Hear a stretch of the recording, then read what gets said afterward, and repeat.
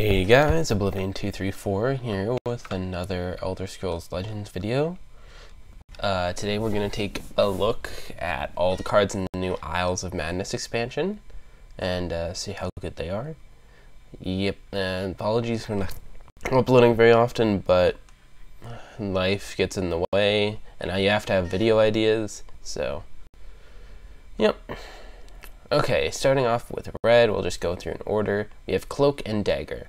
Now these, if you haven't seen them, are 2-in-1 cards. You get both copies of the card, so you get Cloak and Dagger in your hand when you draw it. So I think this is really good for an item deck because it's 2 items that are both really impactful. You can just put them both on one to give something +2/+2. Which is still really good, and essentially when you draw this, you're drawing 2 cards at once, so that's really good. So yeah, I think this can go in any item-based deck, and there's some interesting interactions with double cards, but yeah. Next up is Tiny Dragon. It's a 1/1 for 2.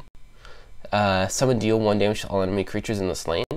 I think this is just essentially a better version of Firepot Spider for the decks that run Firepot Spider. I mean, you might probably just run both, but essentially it's Firepot Spider with no downside, and Firepot Spider doesn't have to die, so it goes in any deck that's trying to get board control. I don't think it fits in an aggro deck. It's not well statted enough to do that, but I think it fits in a lot of control variants. Next up, we got Beguiling Scamp. Again, this is a card that fits very well in control. Decks that don't play cards that cost less than, they don't play a lot of cards that cost less than 3, because this essentially makes all cards cost a minimum of 3. And he happens to be a 3-mana 3/3, so I think this is really good for the deck that can, you know, take advantage of the fact that most of their cards don't cost less than 3 and get a lot of tempo on their opponent. Next up is Unstable Madman. So, at the end of your turn, he gets +1/+1, and if he has 5 or more power, change him into Unstoppable Berserker. Unstoppable Berserker is the same stats because they don't want him to gain more stats, but he has Breakthrough, and at the end of your turn he gets +2/+2. So, essentially, what you want to do with this guy is you want to flip him as soon as possible. So, I mean, with something like Dagger, which gives him +2/+2, the turn you play, if you play him on 4, pay through, 4 or 3, and then dagger him, he'll get +1/+1 and instantly transform into 5/3 with Breakthrough. Then at the end of the next turn, he'll be a 7/5 with Breakthrough, then a 9/7, etc. So this guy is only good if you have a way to boost his power, and if you do, he's really, really good because he just keeps getting bigger. He's a threat that they have to deal with. Not to mention, he's just a 3-mana 3/3 if you don't have anything right away, which is still decent. So I think this fits best into like an item deck or a deck that runs a lot of buffs for creatures, like sweeping buffs. So yeah, I think he's quite good, especially in an aggressive deck. Drive Mad. A creature battles itself. Essentially, this almost says a creature destroys itself, with a few caveats. The fact that, if the power is less than its health, it won't kill itself. But most of the time, when it's like that, if someone's running it, it has lethal, which means it'll kill itself anyways. So essentially, this is just a 4-mana destroy target creature. We already have Fell the Mighty, which deals with creature's power 4 or greater, but this is more versatile because it can do any creature, but there's the chance that it actually won't kill the creature. So overall, I think it's good. I don't think it'll replace Fell the Mighty, but I think that you run these in addition to Fell the Mighty. Next up is Nervous Giant, a 4-mana 6/5. If he takes exactly 1 damage, destroy him. So I really don't know how to feel about this card, because it's a 4-mana 6/5, right? But if he takes 1 damage, he dies.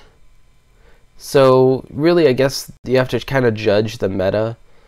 I really don't know the real meta. I just play casual, trying to get cards and stuff so I can eventually make a deck good enough to play ranked. But so this kind of is entirely dependent on whether your opponent has a one power creature. If they do, I guess you don't. I mean, yeah, you probably just don't play this unless you have a way to guarantee he doesn't take 1 damage. There aren't a ton of ways of doing 1 damage other than having a creature, and even then, as long as you have other creatures, you can typically trade those creatures off pretty easily. So I think this card's actually pretty good because it's very well statted for its cost. It does have that downside, but I think it's a manageable downside, but I'd really have to play test more to find out. Next is Trouble Seeker. Now this guy's, I feel, is just bad. He's a 3/5, summon battle an enemy creature. When Trouble Seeker takes damage, he deals that much damage to you. So essentially, what this does, so I think that's,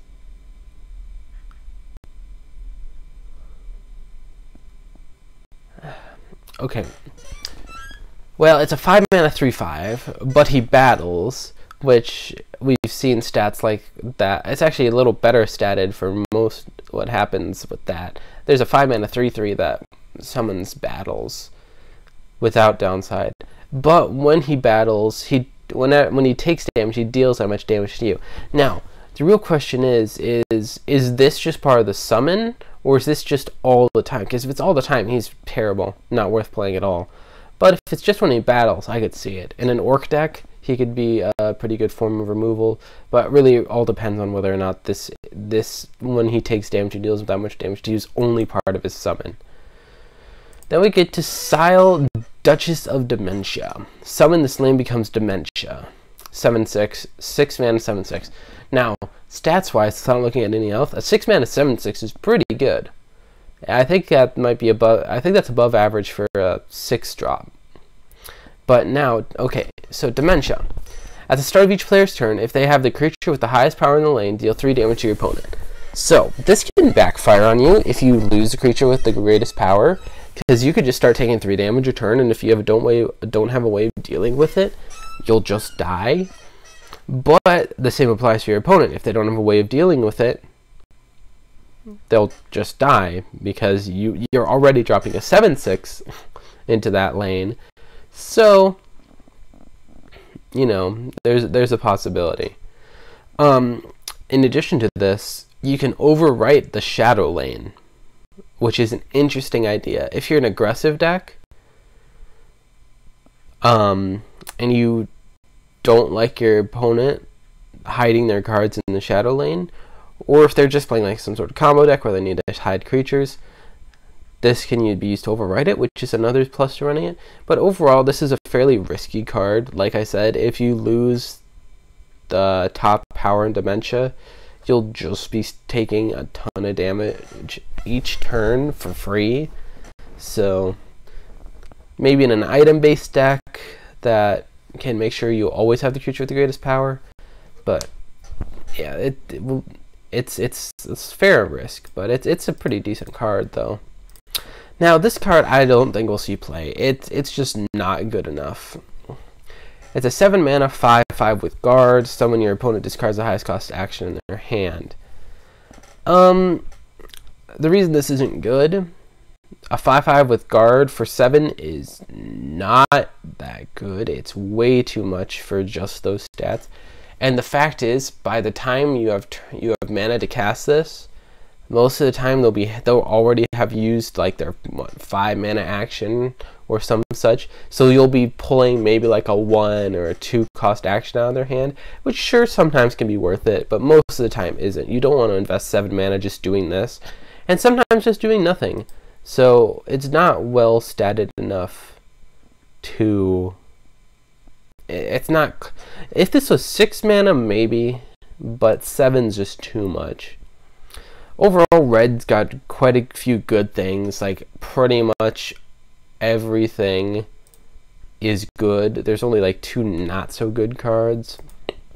Moving on to intelligence, we've got Gardener's Harvest, which is an item that gives +1/+1 for 1, but at the end of your turn, if it's in your hand, it turns into a random item and keeps this ability.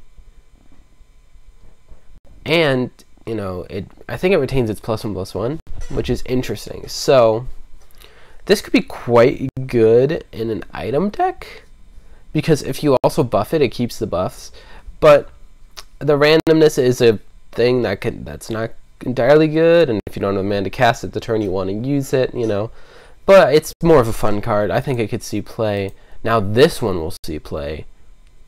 Crucible Blacksmith, 0/1, summon drawn item of your choice from your deck. In an item deck, this essentially gives you whatever answer you want. So this is quite good. I think it'll see a lot of play in item decks. The stats don't matter. You play this as an action. The fact that it comes as a creature just is upside. Luzra Groshar. It's a orc, 2/3. When you summon a creature with 6 cost or more, both Luzra and the creature gain +2/+2. Now, this is quite a good card. A 2 mana 2/3 standard, essentially.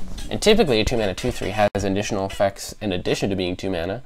But, say you drop this on turn 8 with a 6-drop, suddenly this is a 4/5, a 2 mana 4/5, and your 6-drop suddenly is +2/+2 as well. This can go very well in a late game, in a deck that runs a lot of creatures that are more expensive. So I think it just fits in any deck that runs, say, more than 5-6 creatures that cost 6 or more.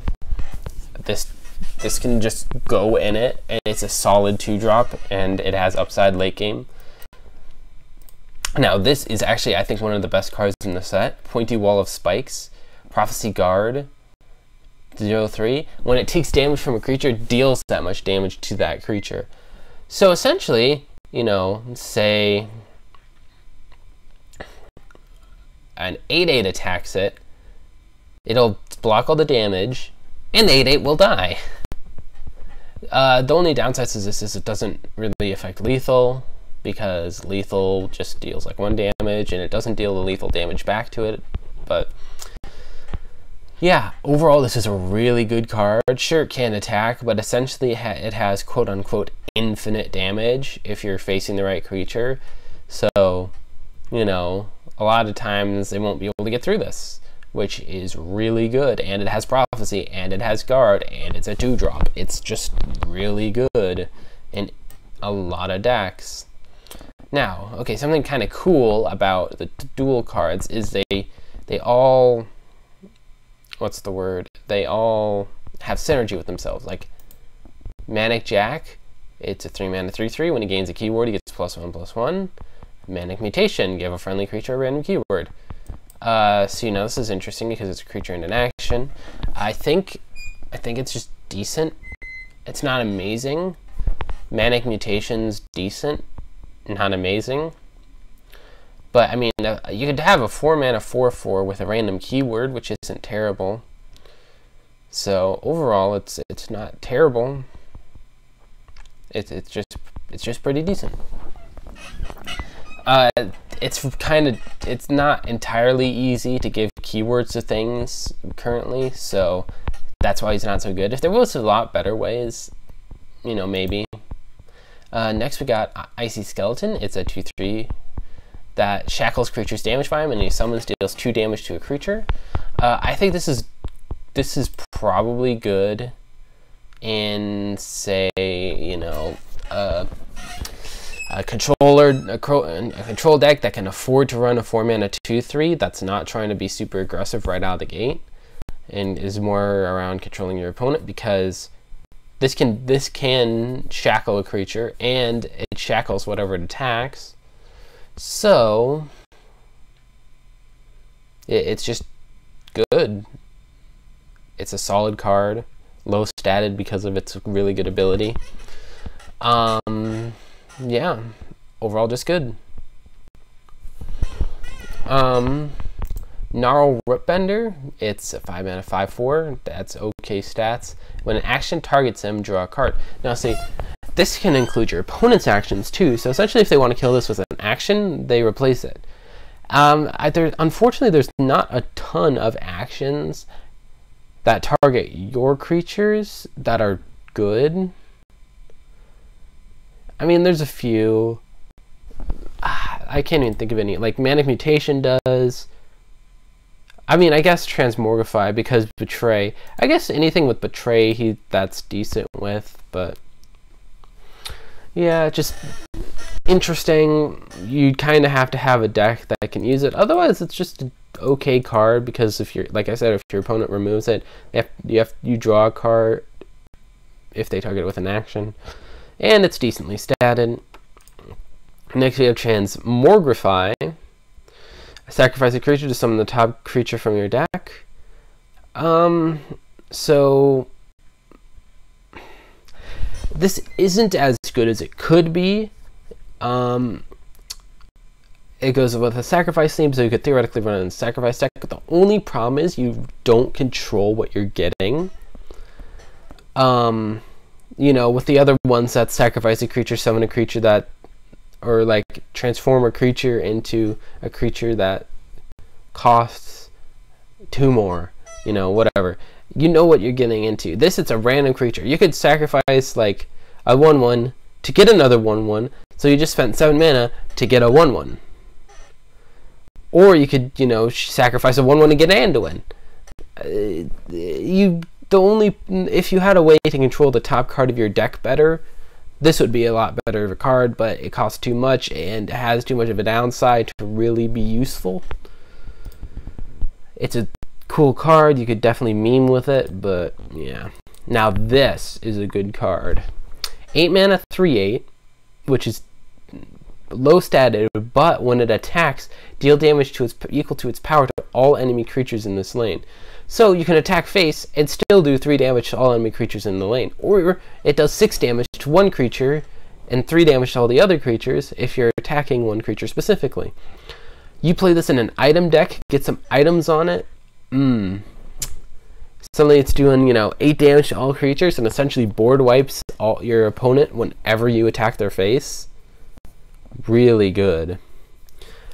Sure, you don't want to run like 3 of them. It's a top end card, but man, is it good in an aggressive deck. Okay, next up we have Willpower. Starting off, we got Shining Saint. Give a creature -2 mana, so this turn it loses cover. I think this is actually a better card than a lot of people would probably think, because it can essentially deal with something in the shadow lane that you need to deal with the turn you play it. And it also has synergy with Execute, which is a good thing because 99% of all Willpower decks run Execute because it's that good. It's a 1 mana kill spell. So early game you can use, or I mean even late game, you can use this to execute a bigger creature. It's just a good early card. So yeah. Golden Initiate, it's a 3 mana 3/3 with Prophecy and Drain.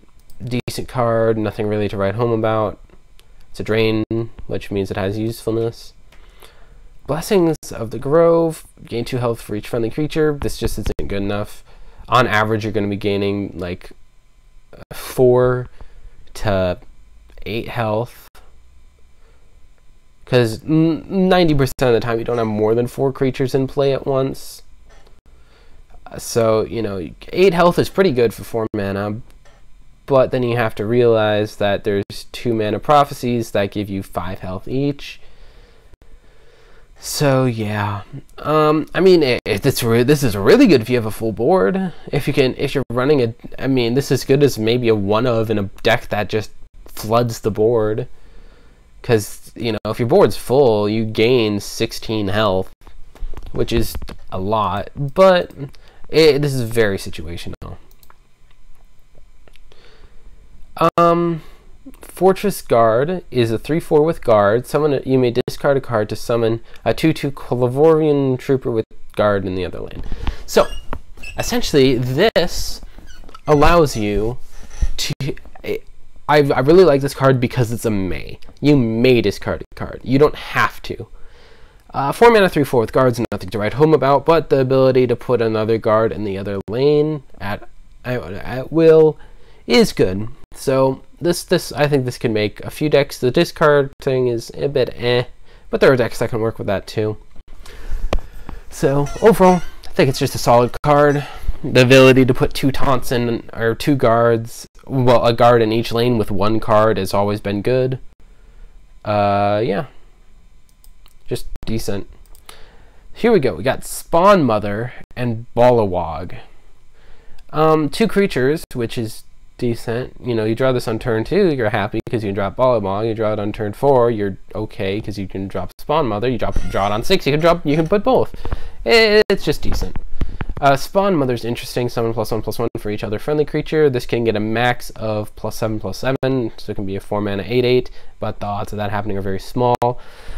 Actually, the only reason this is a decent card with the Spawn Mother is because it comes with a creature. So you guarantee you will have another creature if you want it when you summon. Otherwise, I mean, it's just a 4 mana 2/2 if you don't have... This is a 4 mana 1/1 if you have no creatures. It's a 4 mana 2/2 if you have 1. You have to have essentially 3 creatures to make it even worth playing Spawn Mother.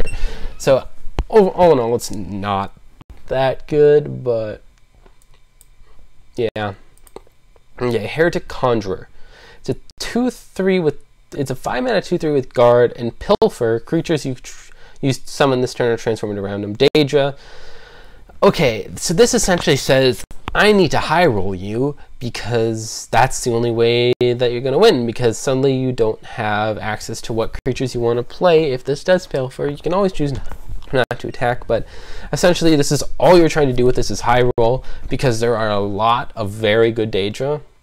But of course there are also some bad ones, like Shining Saint. You really don't want to drop like a 5-cost card and get a Shining Saint. But if you, say, play this, Pilfer, and do that 4 mana summon, fill a lane with 1/1s that are all transformed into random Daedra, that's pretty good, but he's at 5 mana, so it's a bit difficult to run. Overall, and he has guard, which means you can't hide him behind another guard, so, yeah, interesting. Okay. Now, Thadon, Duke of Mania. This is another lane affecting one. He's a 6 mana 6/7, which is good stats. Now, Mania. At the start of each player's turn, if they have the creature with the highest health in lane, they draw a card. Now this is a lot less dangerous in a way than the Dementia, because the Dementia, you're not taking direct damage. You're taking indirect damage because your opponent's drawing more cards if they get ahead, and they, you know, theoretically have more ways to deal with you. But with a 6 mana 6/7, most of the time you're going to draw a card. You're going to essentially draw a card until he's gone. So overall, I'd say this one's a bit more worth running, and Willpower really needs a draw because it doesn't have a lot of draw. But so overall, pretty good.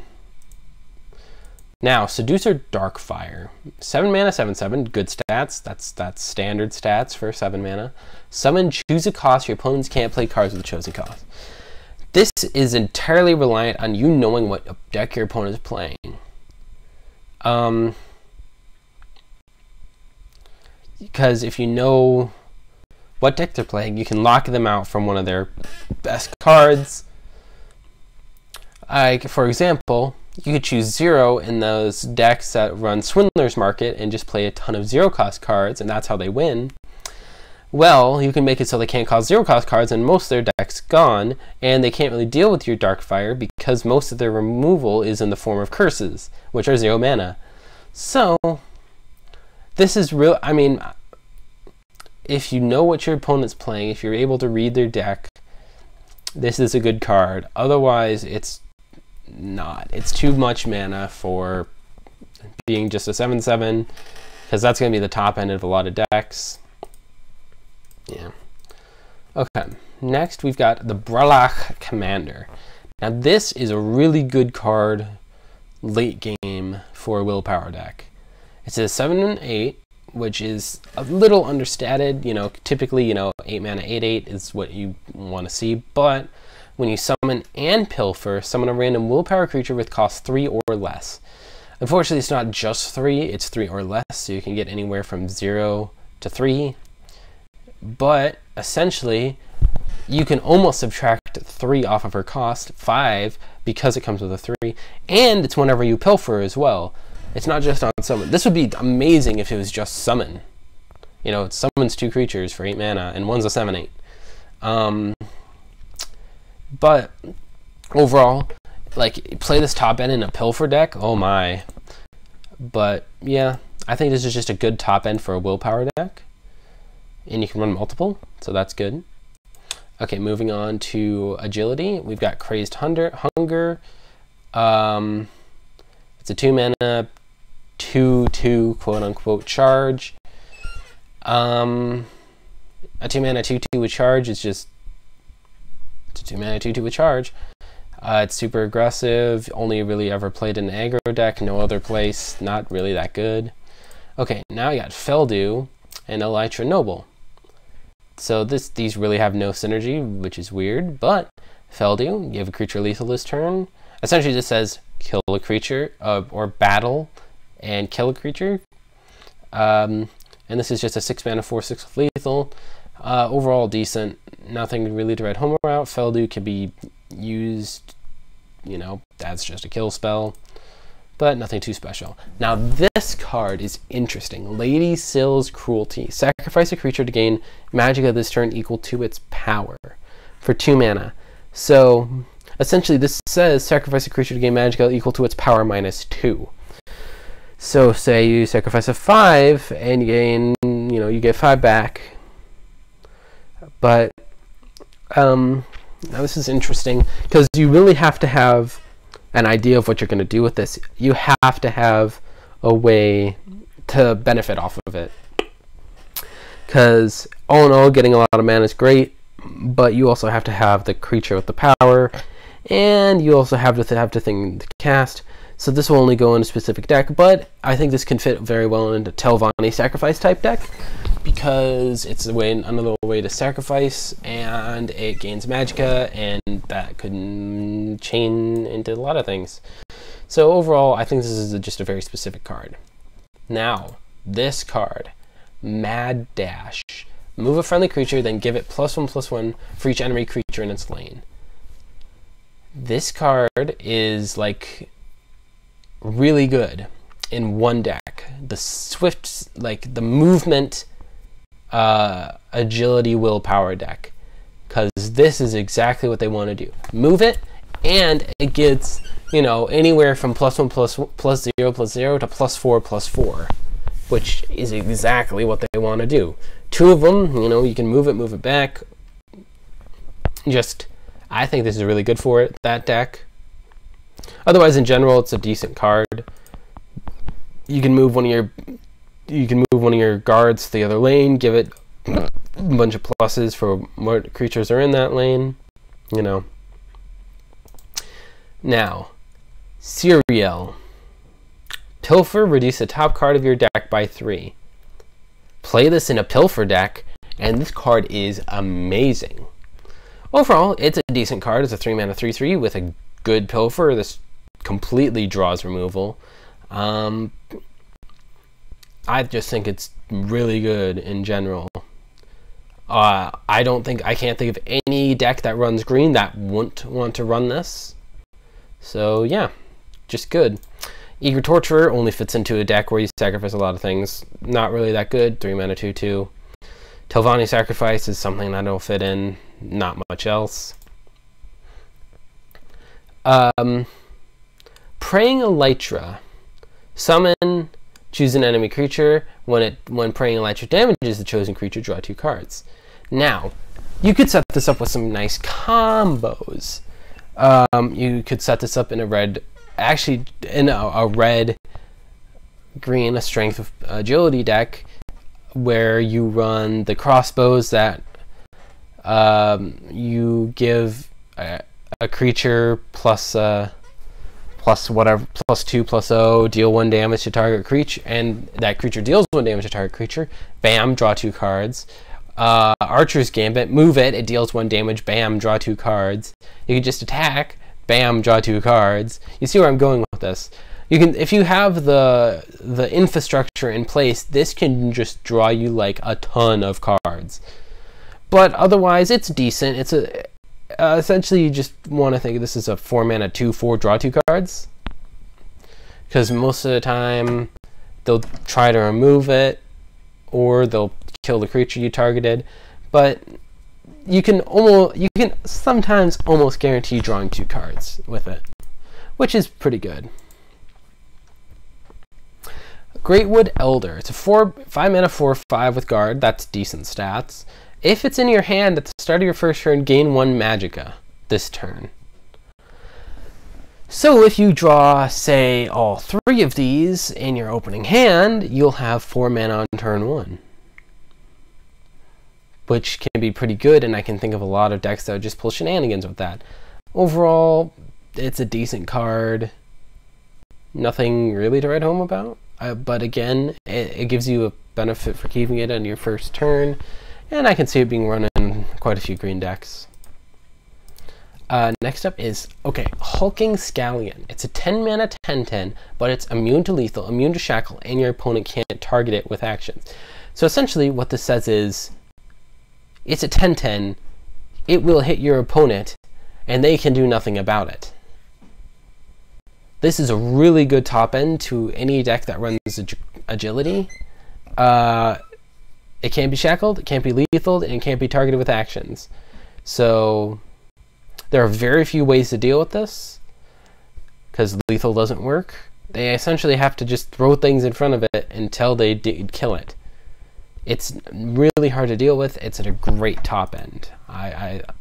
Yeah, it's just good. Okay, Skinned Hound. It's a skeleton beast. It's a 2/1. Summon, give a creature +0/+2 in guard. This is a 2-mana 2/3 with guard if you want it. Otherwise, it can give something +0/+2 in guard. Yeah, I think it's decent. Yeah, you could run it in quite a few decks happily. Squish the Wimpy. A friendly creature battles an enemy creature. Now, this is quite good. I think this is the first time we've really seen this effect in... Okay, what's this called? Endurance, where battle is a thing. You could use it in a sleigh deck, otherwise you can just use it as removal. You run a lot of lethal in Endurance typically, so this is just pretty good. Wake the Dead. This is a very, very, very, very situational card. You have to have a way to use it. You know, draw Spirit or Skeleton. So, I mean, there's a few good ones, but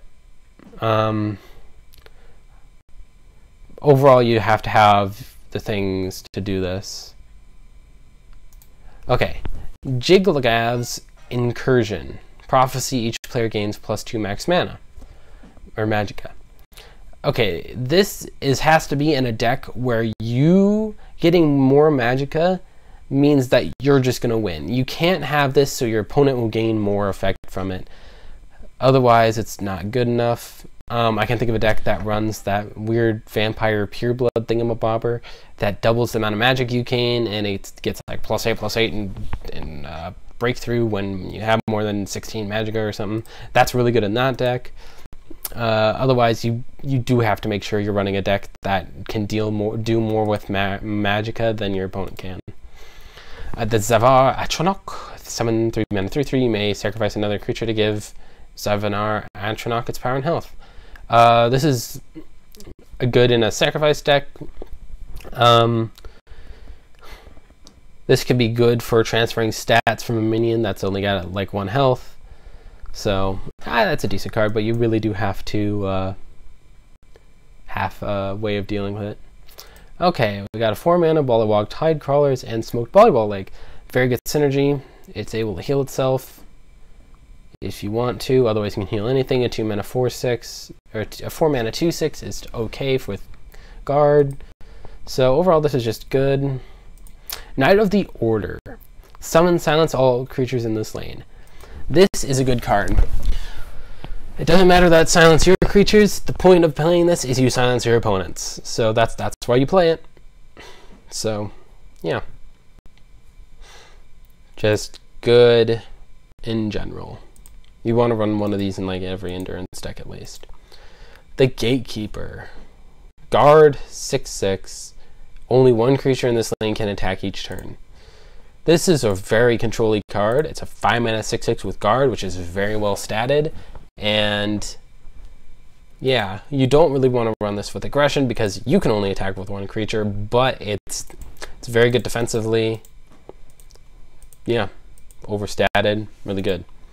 Okay, Dark Seducer. Now this is a really good card. It's a 8-mana 7/7, drain guard, and it drains on both turns. So an 8-mana 7/7 with drain and guard is pretty good, but the fact that it drains on both turns means that when your opponent clears it, and assuming they only hit it with 1 thing, you're still gaining 7 health and killing their 1 thing. But, you know, if they have to hit it with multiple things, you're gaining like 14 health, 21 health. The more times they have to hit it to kill it, the more health you gain. So, yeah, bada bing, bada boom. Kind of just win. Okay. Now on to multicolor. There's only 1. Tavar the Knight, which is a 3/5 guard. Your opponent can't target other friendly creatures with actions. And Rave Out the Mage, 4-mana 2/2. Ward, you gain a ward. Tavar is very good for protecting all your creatures. Unfortunately, he doesn't protect himself, so that's a big downside. And then Ryvat, you gain a ward. You gain a ward until you take damage. So if you have a way of preventing damage, you just keep that until you need it. Yeah. And then overall, just solid in general. Tavar is very good. Protects your creatures. His guard protects you. Rayvat protects you. I'm really understated with him though. Not so much. Oh, and by the way, if you didn't know this, Tavyar Rayvat. It's their name backwards. Yeah. Okay, on to the colorless. Ring of Lordship. +0/+2. Your creature is the same type as the wheeler, costs 1 less. I can only see this in really 1 deck, and that's the Fabricant or whatever. You know what I'm talking about.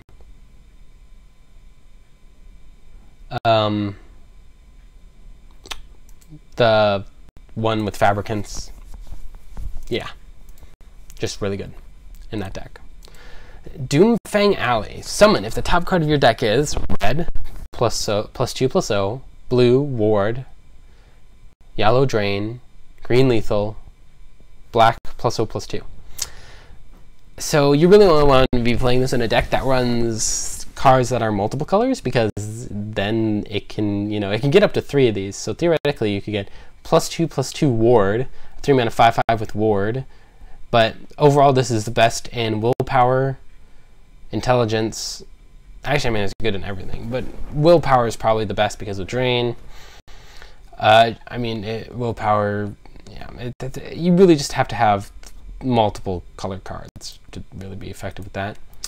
Fork of Horripilation. -2/+0, slay, sacrifice it, and draw 3 cards. Now this is good if you can stick it on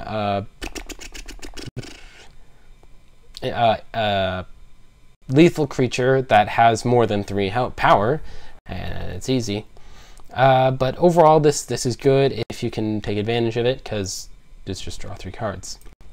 Gates of Madness, a support. It's a meme card, but it's a good meme card. 3 mana, summon, transform your deck into random cards. When you draw a creature or item, give it +1. When you draw an action or support, reduce its cost by 1. So essentially this says, new deck, but all your creatures and items have +1/+1. All your action support costs less than 1. And I think that can be decent. It's better than some of the stuff, but yeah, overall, good. Not good. I mean, you don't play this in anything other than a deck that's specifically meant to play this, but, you know, it's a funny card. Okay, Ghost Fanatic, a 3 mana 3/3, which is standard. It costs 1 less for each creature that died this turn. So this could be free. I don't know how good it is to run it, but, you know, theoretically on turn 2, you could drop this if you kill a creature, or you can drop it for free later. So that's pretty decent. Then we got, nope, I don't want to look at you yet. Manic Grummite and Demented Grummite. It's a 3 mana 2/3 and a 3 mana 3/2. Just, if you need creatures, these are creatures. Dawn Fang, +0/+3. If it's in your hand, you turn it into Dusk Fang. But Slay, you gain 5 health. This is really good in a deck that can take advantage of it. But Dusk Fang gives +3/+0. Pilfer, draw a card. This is good in a Pilfer deck, good in a Slay deck, good in both. Just good. This is just a good card. It's like, what's it called? That Willpower Sword, 4 mana, +3/+3, destroy an undead. It's just that good. Okay, Haskill. It's a 4 mana 3/5. At the end of your turn, he chooses a cost. When you play a card with a chosen cost, draw a card, then he chooses a new cost. This is too random to be good, but it's funny. That's about all there is to say. Last up is the best card in the set, a 7 mana 5/5 giant chicken. Fill this lane with 1/1 confused villagers.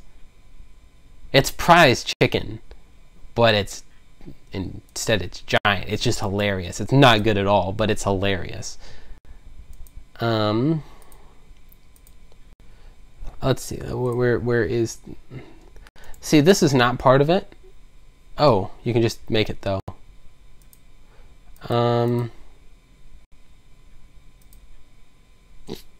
Where's that other chicken I'm thinking of? Just for funny.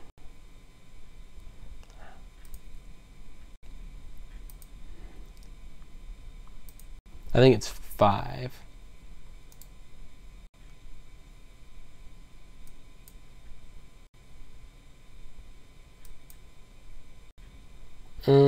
So let's see, prize chicken, 0/1. Essentially, oh, but that's 7 mana, isn't it? It's almost a better prize chicken, but not. And also this got a cool update. But yeah, that's kind of my take on it.